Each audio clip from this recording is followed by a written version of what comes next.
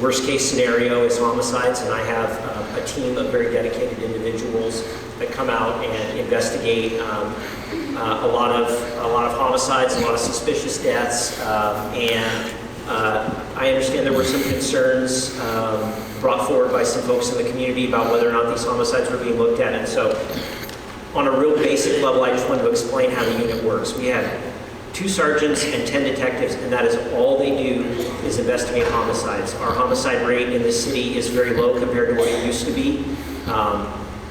2 to 3 times what it is now, back in the 80s and 90s. And that is their sole purpose, is to investigate these homicides. By their very nature, we have to be fairly careful about the information that we gather in these investigations, which necessarily means that we don't like to share a whole lot of it with folks until the investigation is complete. So I can completely understand the perception that maybe we're not doing anything. We don't close these cases.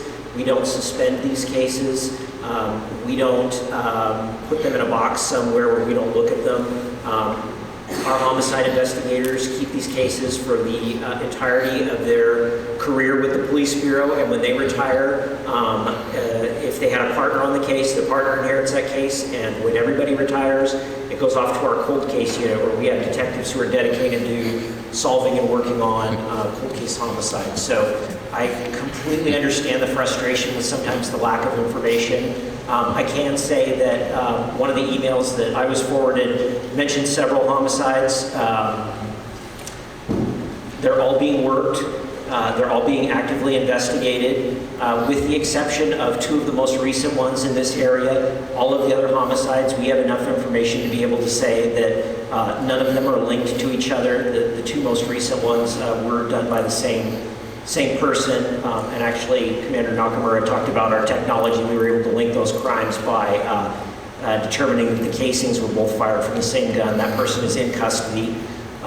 So again, I just want to express, and I want to hear from folks if they have questions, but how seriously we take this. The taking of someone's life is kind of the ultimate bad criminal act, and we take it very seriously, and we don't stop looking at these cases until we've solved them. So that's all I have.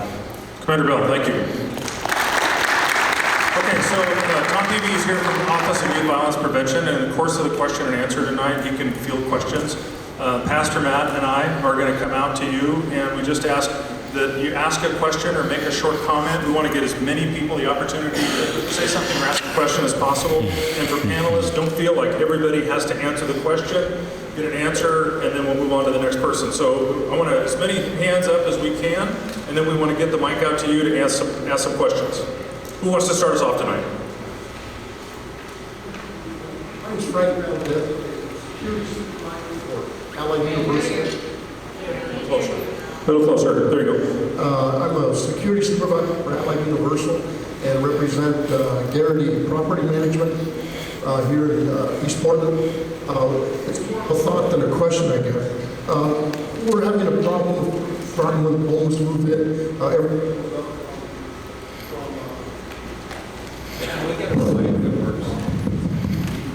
These are wireless.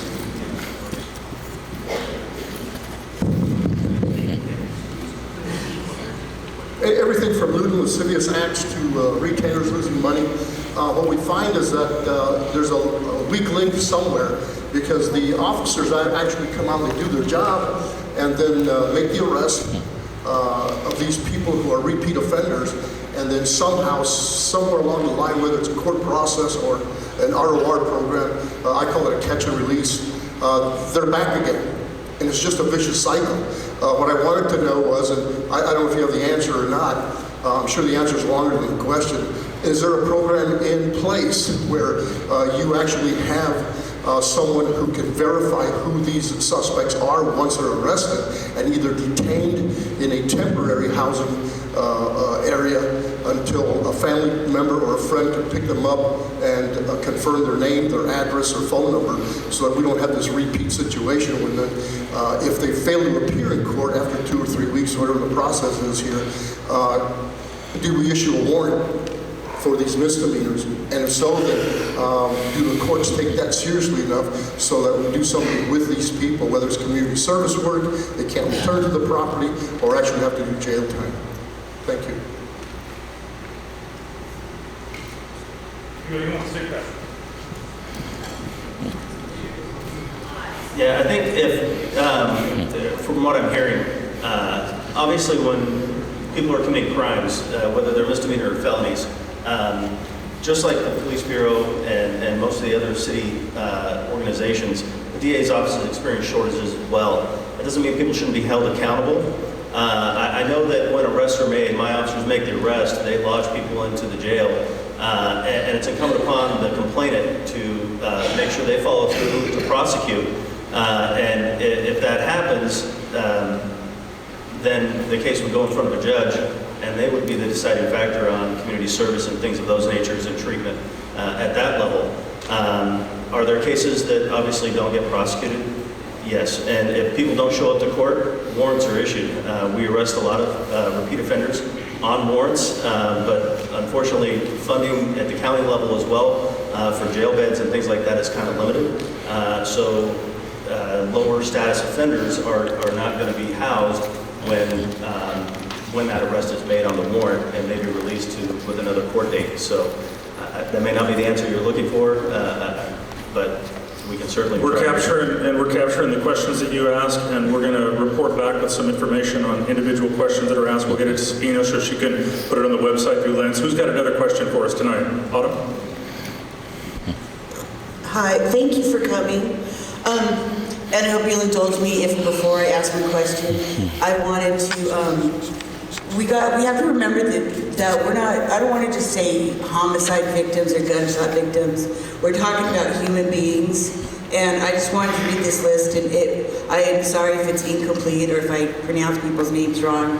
But Barack Rosen, Billy Mayfield, Israel Johnson, Sergei Pershkov, Keegan Thompson, Robert Lewis, James Richardson, and Cody Denny they are all homicide victims in Lents the past 2 years.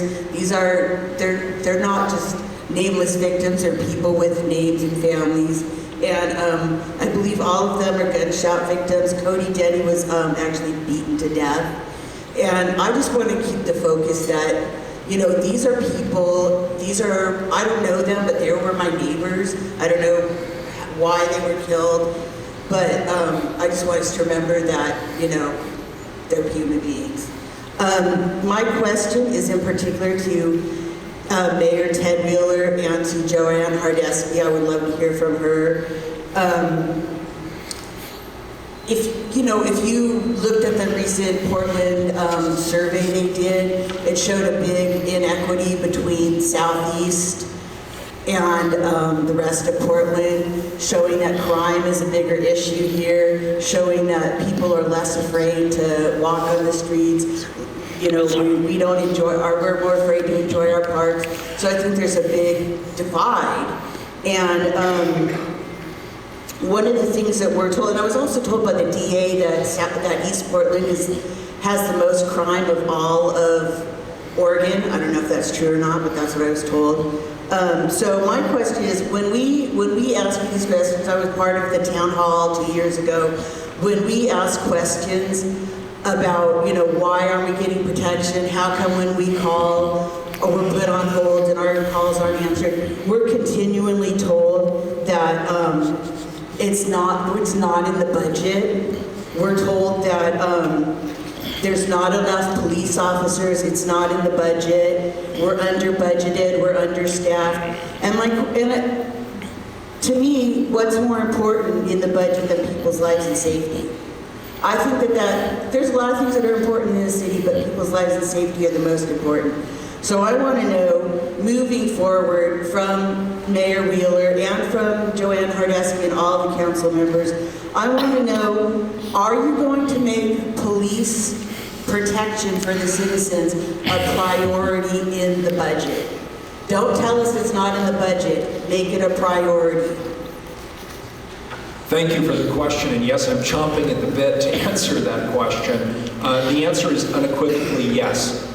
And since the day I took office, I have fought hard to improve the situation in the Portland Police Bureau in terms of personnel, in terms of the tools that they have access to, in terms of the resources that they have, and in terms of the programming that the leadership wants. And by the way, I've also brought in new leadership to help address some of these issues, including Police Chief Outlaw, who frankly I think has done an outstanding job.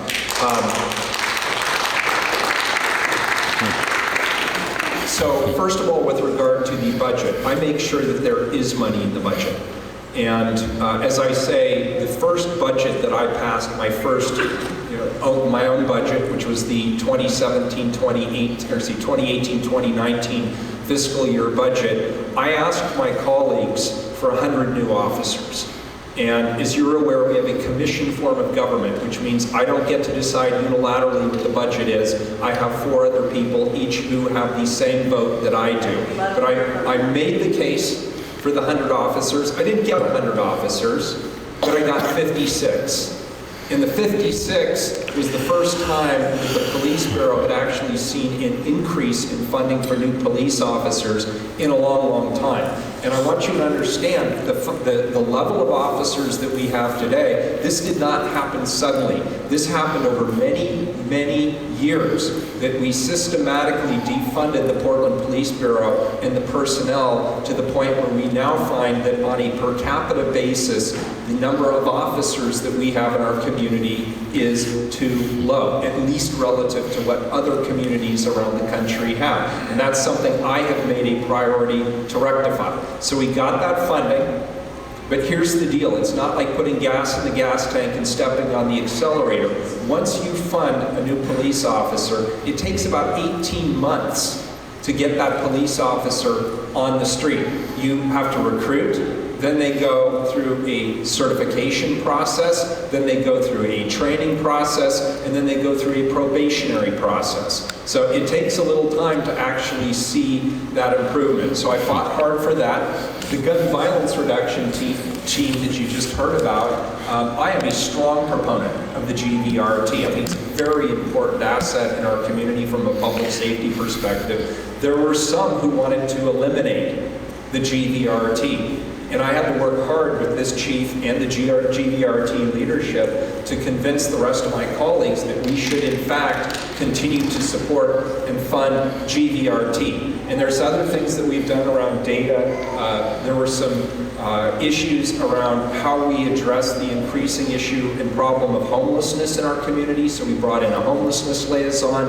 We needed more information and data because the community had asked for it. So we brought in more people who can help us collect good information and data about what the Police Bureau are doing.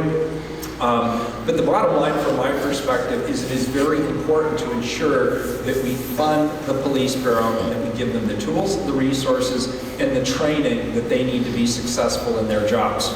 That's been my position, and that will continue to be my position. Thank you for asking the question. Another question here, ma'am. Hi, my name is Marge Crawford. My thoughts about the mentally ill is that it would be very important to have a highly skilled psychologist on board. There's a book called I'm Not Sick, I Don't Need Help. It has a special technique, you might have heard of it, to de-escalate people. And also, I think that working in the school system, changing our model of fight or flight into collaboration from middle school on up to resolve problems is key to children, and working with their families, because they learn from their families, they learn from their peers. So I think we need to really work with families a lot more instead of just their children, to help the families be successful with the child, whether they have mental illness or delinquency. There's a good reason why they're doing what they're doing. And we need to get to it and help them and partner with them to be successful. And I'm curious why, I know that getting new housing, we see, many, many apartment buildings going up. And I have a lot of concerns about that ability to house the people we have on the streets. Is that the goal? Because I heard we're going to get a 30% stipend to these people, which if it's $1,200, that's $900. They still don't have enough money to live there. So what actually is happening with the housing? Because we can't ask people that have diabetes, I'm sorry, you have to wait 5 years to get the right facility built for you. Meanwhile, 5 of you will die. So I think our priority needs to be, you know, a city is measured by what it does with its least. And we're not doing very well right now with 4,000 people on the street.